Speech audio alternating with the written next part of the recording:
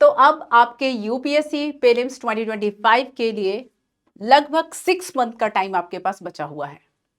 अगर आप दिसंबर से काउंट करेंगे तो आपके पास इस 2024 ईयर का तो केवल 1 मंथ रह गया है। Jan, Feb, March, April and May.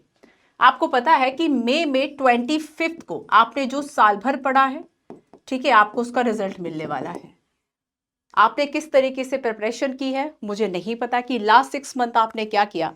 Approx आपको पता होगा कि यूपीएससी की प्रिपरेशन आपसे यूपीएससी की जो डिमांड है उस डिमांड के अकॉर्डिंगली लगभग ये तो चाहती है कि लगभग आपका 1 से 1.5 साल तक का जो प्रिपरेशन है वह हो, ताकि आप प्रीलिम्स एंड मेंस दोनों के लिए तैयार हो सके।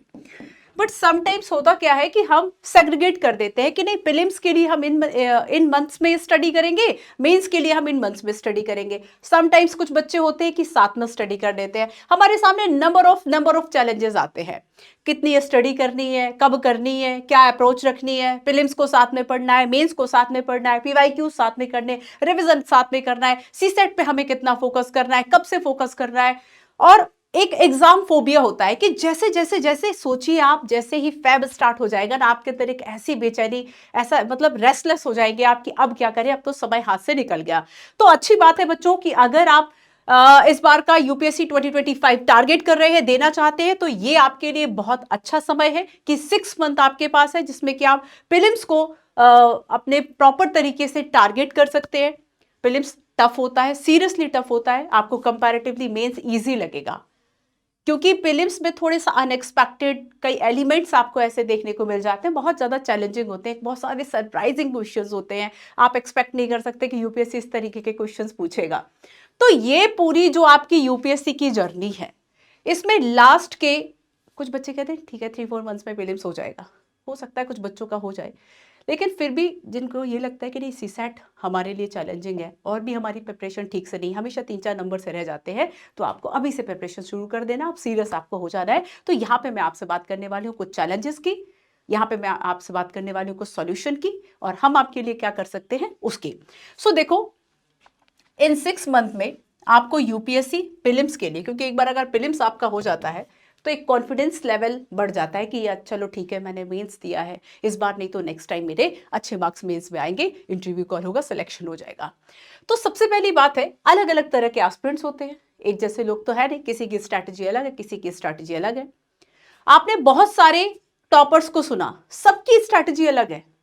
कई लोगों को सुनते वो कहते मैंने एनसीईआरटी नहीं पढ़ी, कई लोग कहते मैंने एनसीईआरटी पढ़ी, कई लोग कहते कि 6 मंथ में प्रीलिम्स और मेंस दोनों की प्रिपरेशन हो गई, किसी ने कहा कि मैंने 1 साल केवल प्रीलिम्स को पढ़ा, और सबका सिलेक्ट सब हो गए, लेकिन डिफरेंट डिफरेंट तरीके, कई कई तरह के एस्पिरेंट होते हैं, आपके अंदर भी कई तरह के डिलेमास होंगे। यहाँ पर हम बात करते हैं अलग अलग तरह के एस्पिरेंट की सोच की। एक एस्पिरेंट है जो कि क्या कर रहा है, प्रीलिम्स और मेंस को साथ में लेकर चल रहा है साइमल्टेनियसली, कि मुझे पार्लियामेंट जब प्रीलिम्स के लिए पढ़ना है वही मेंस के लिए पढ़ना है, तो मैं दोनों के क्वेश्चन साथ में लगा लूंगा और दोनों की अप्रोच मैं समझ लूंगा। पीवाईक्यू आपने देख लिया, आपने नेचर ऑफ द क्वेश्चन जो है वह आपको समझ लिया, आपको नॉलेज हो गया कि हाँ ये डेप्थ होती है क्वेश्चंस की, तो वैसे ही आपने प्रीलिम्स के लिए प्रैक्टिस कर ली, मेंस के लिए कर ली, टॉपिक एक कर लिया।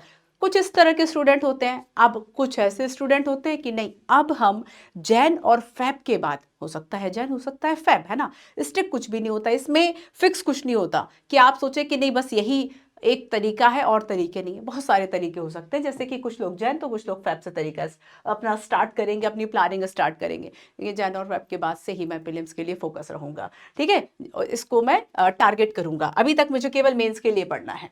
तो यहाँ पर एक पहला जो चैलेंज आता है कि आप इन 6 मंथ को कितना लाइटली ले रहे हैं, कि नहीं दिसंबर और जनवरी निकल जाने दो, मैं फैब से प्रिपरेशन। बहुत सारे बच्चे अभी मिले मुझे, तो उन्होंने मुझे यही सारी प्लान अपने चैलेंजेस बताए कि मैम जैन से करेंगे, कुछ ने कहा फैब से करेंगे, तो मैंने उनको यही कहा कि देखो, आपकी अपनी जो क्षमता है उसको पहचानो, अगर आपको लग रहा है कि आप 2 महीने में कर लोगे तो मैं तो कहती हूँ आप अप्रैल से ही स्टार्ट करो। तो यहाँ पर आप देखेंगे कि कुछ स्टूडेंट ऐसे होते हैं जो कि कंसिस्टेंसी को मेंटेन नहीं कर पाते हैं, पढ़ने में अच्छे हैं, है ना, कंसिस्टेंसी मेंटेन नहीं होती। एंड कुछ ऐसे एस्पिरेंट्स होते हैं कि बेसिकली उनके पास प्रॉपर जो प्लान है वह नहीं होता। आपको पता है कि one of the biggest and one of the toughest exam है यूपीएससी, बिना स्ट्रैटेजी के तो नहीं हो सकता। तो कहीं कंसिस्टेंसी नहीं है तो कहीं प्लान नहीं है।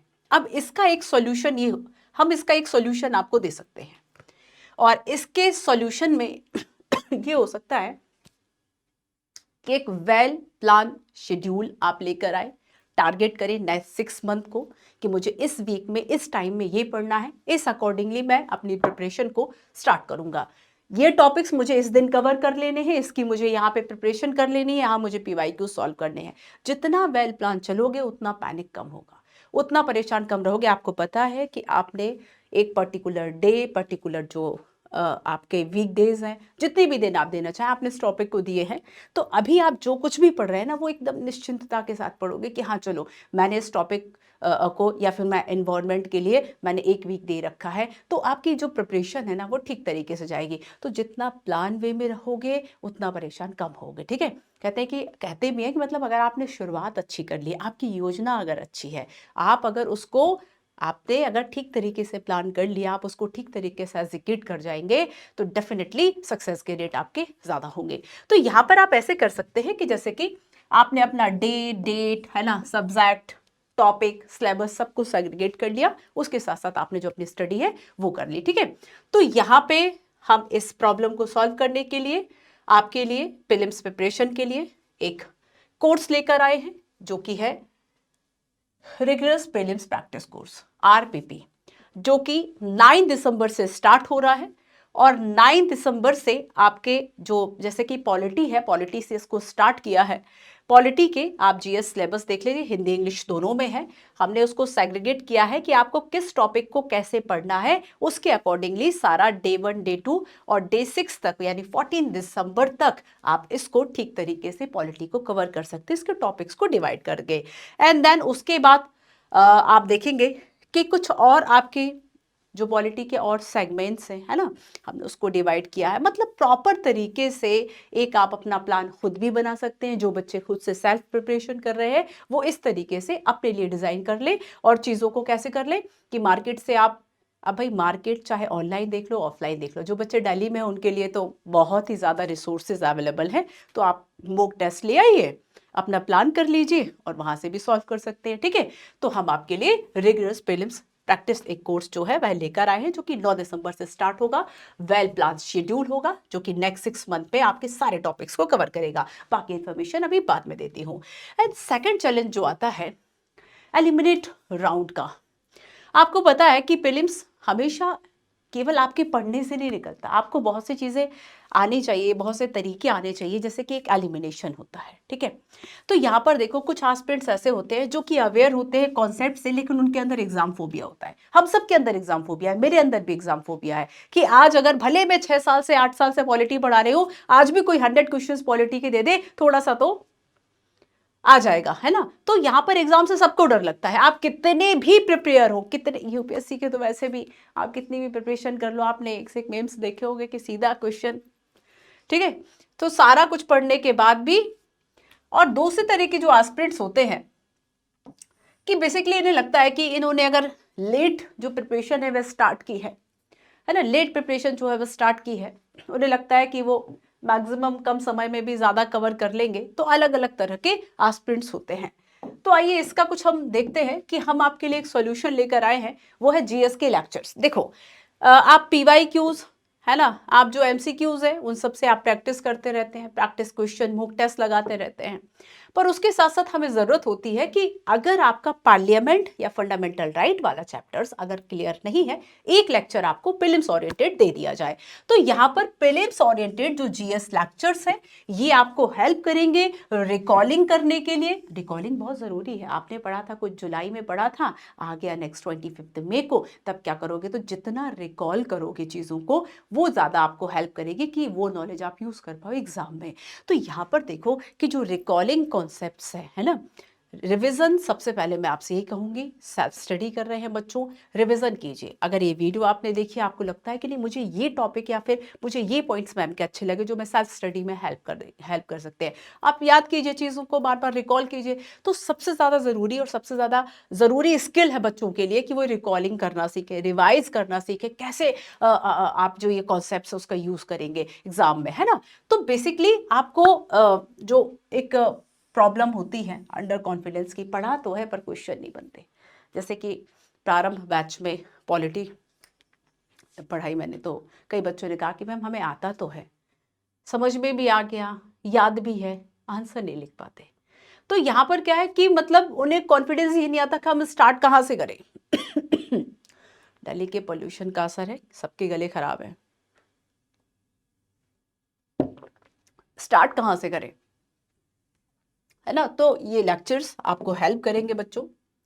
नेक्स्ट चैलेंज होता है, वही बात, पढ़ तो लिया, प्रैक्टिस ही नहीं है, अप्लाई नहीं कर पाते। पार्लियामेंट पढ़ लिया, क्वेश्चंस आ गए, ढेर हो गए, वही क्वेश्चंस नहीं सॉल्व होते।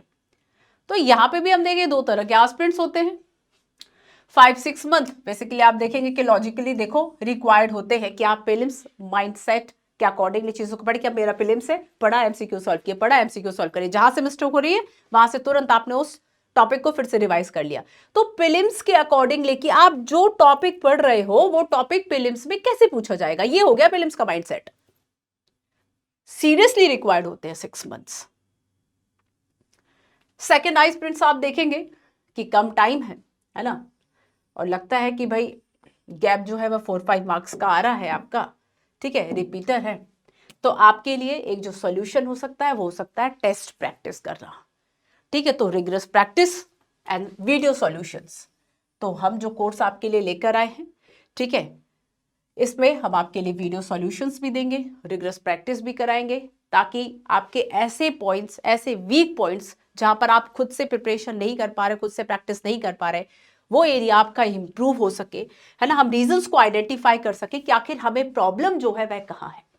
नेक्स्ट होता है कि जैसे जैसे जैसे दिन नजदीक आते जाते वैसे वैसे हमारे जो रेस्टलेस हम होने लगते हैं, बेचैनी बढ़ने लगती है कि यार अब क्या करें, अब समय बहुत कम बचा, अब कुछ नया पढ़ने का टाइम नहीं है, अब मुक लगाने का टाइम नहीं, अब सीसेट पे काम करने का टाइम नहीं, केवल जीएस कर लो। इस तरह के बहुत सारे आपके अंदर बातें आती हैं, है ना।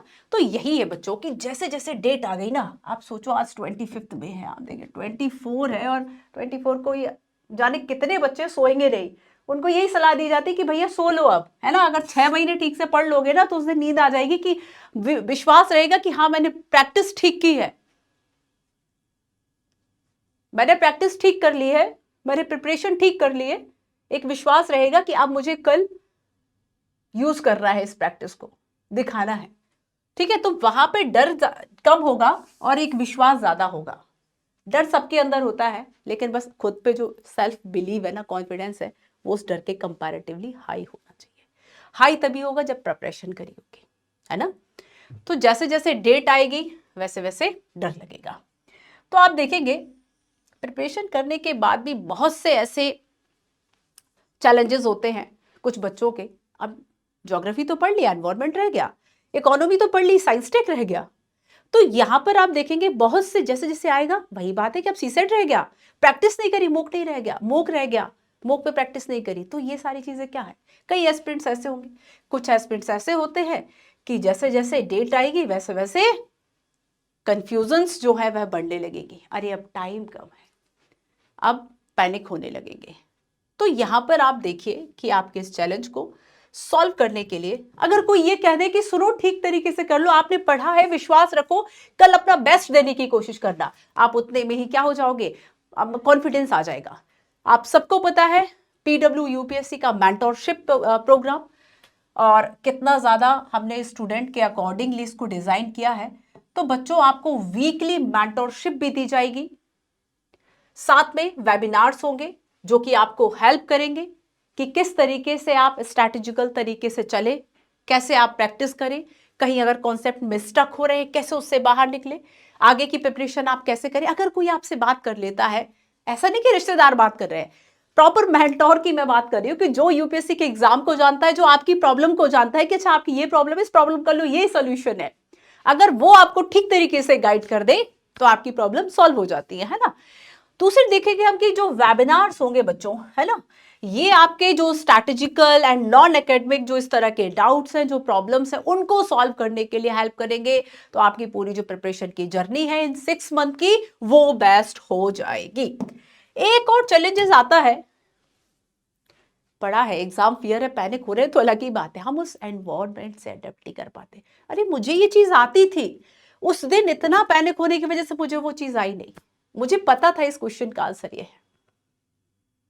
समझ ही नहीं पाते, ना अपना माइंडसेट ना यूपीएससी का माइंडसेट। क्यों? क्योंकि हम उस एनवायरनमेंट से अडेप्ट नहीं कर पाते हैं। तो यहाँ पर हमें क्या जरूरत होती है, हम समझ नहीं पाते हैं कि प्रीलिम्स एनवायरनमेंट में कैसे एडेप्टेबिलिटी जो है वो डेवलप करें।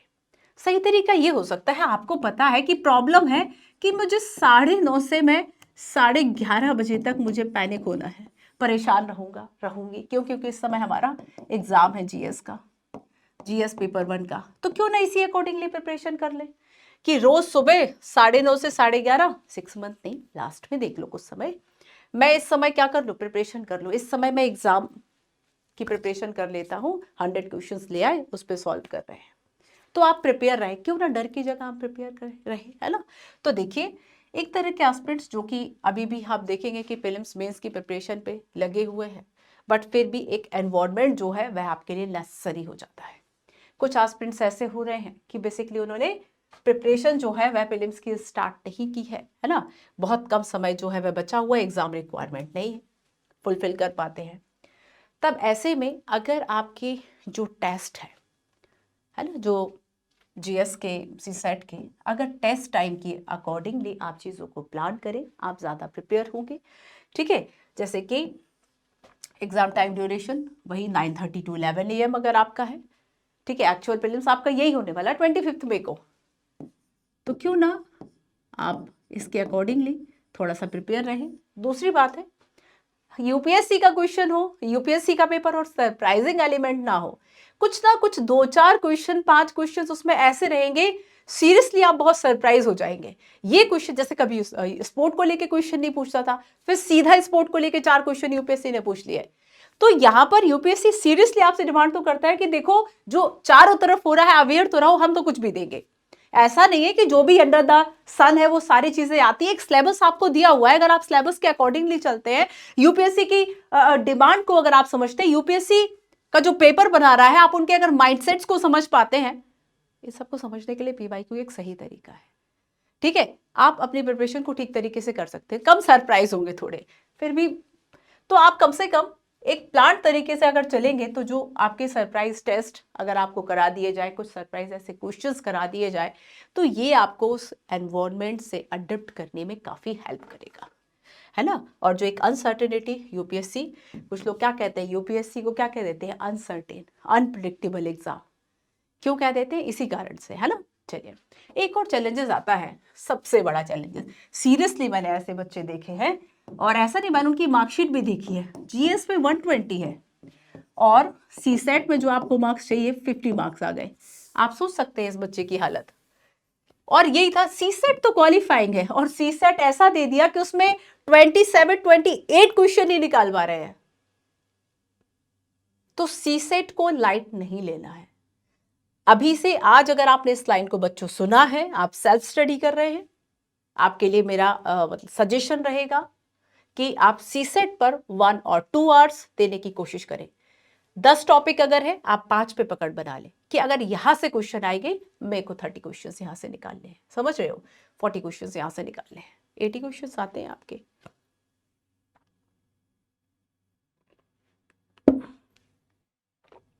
दो तरह के बच्चे,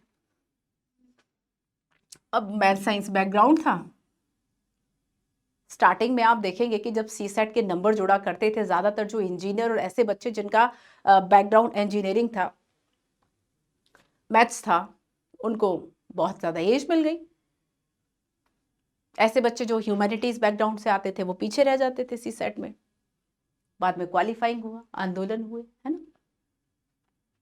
तो सीसेट में देखो कि जो बच्चे मैथ साइंस बैकग्राउंड से हैं, उन्हें लगता है कि उन्हें प्रैक्टिस की जरूरत नहीं है। सीरियसली ऐसे बच्चों को प्रैक्टिस की जरूरत नहीं होती। मैंने ऐसे ऐसे कॉन्फिडेंट लोग देखे हैं जिन्होंने कहा कि मैं केवल और केवल 30 क्वेश्चन ही करके आया हूं, सिलेक्टेड है आज, केवल 30 क्वेश्चन। आपको ऐसा ओवर कॉन्फिडेंस नहीं दिखाना है, जाने कैसे दिखा दिया उन लोगों ने, सेलेक्ट भी हो गए। एक आध क्वेश्चन भी इधर उधर हो जाता तो फिर बैठे रह जाते।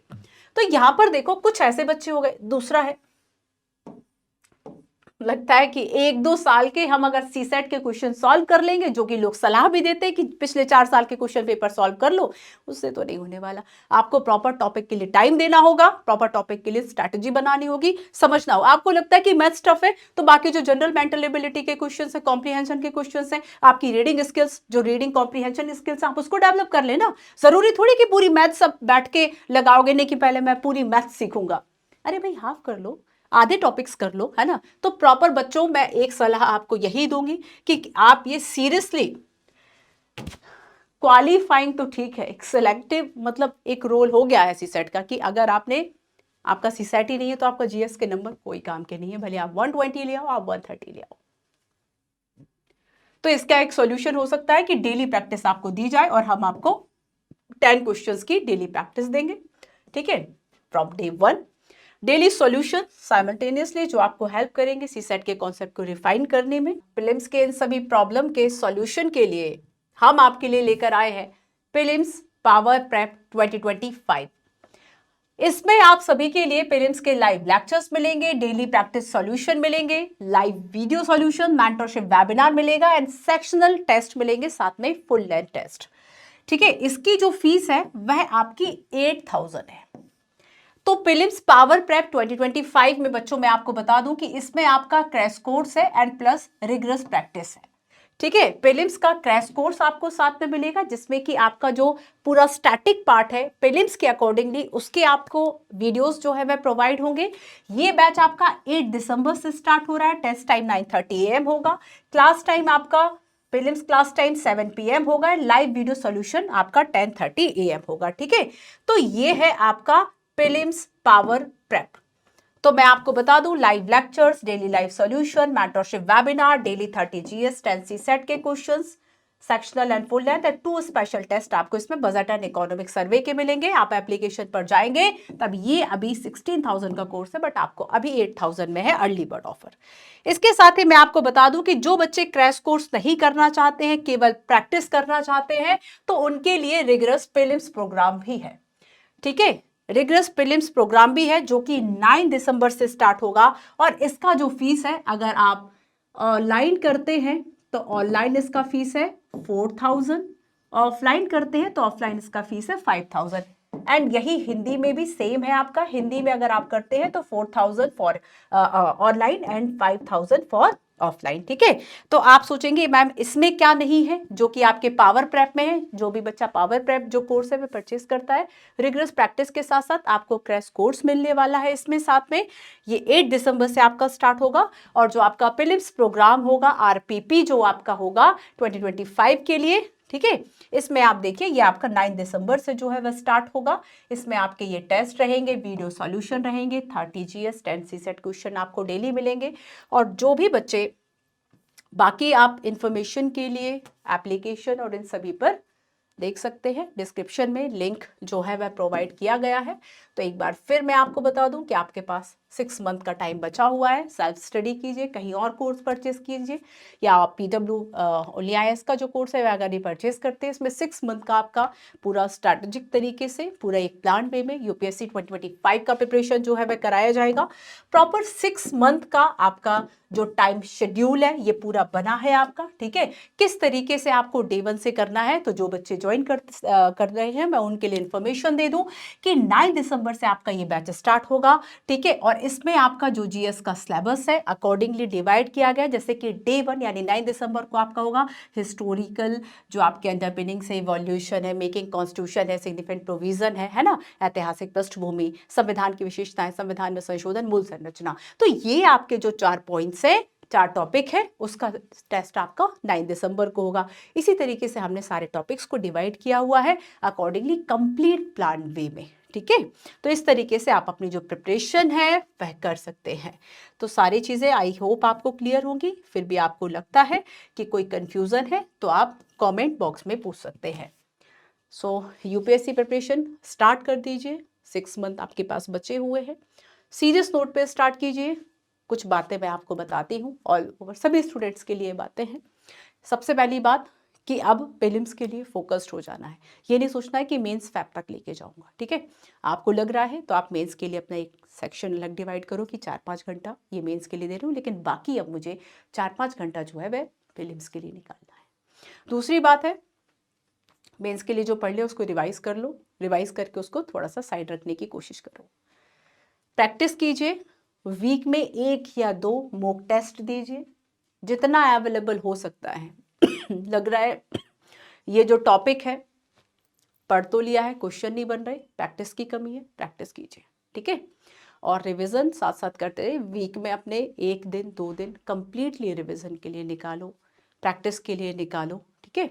सी सेट को लाइट में मत लेना। और बाकी प्रीलिम्स को लेकर आपके अगर कोई डाउट है आप कमेंट कीजिए, हम उस पर एक अलग से वीडियो और शॉर्ट्स लेकर आएंगे। Thank you so much.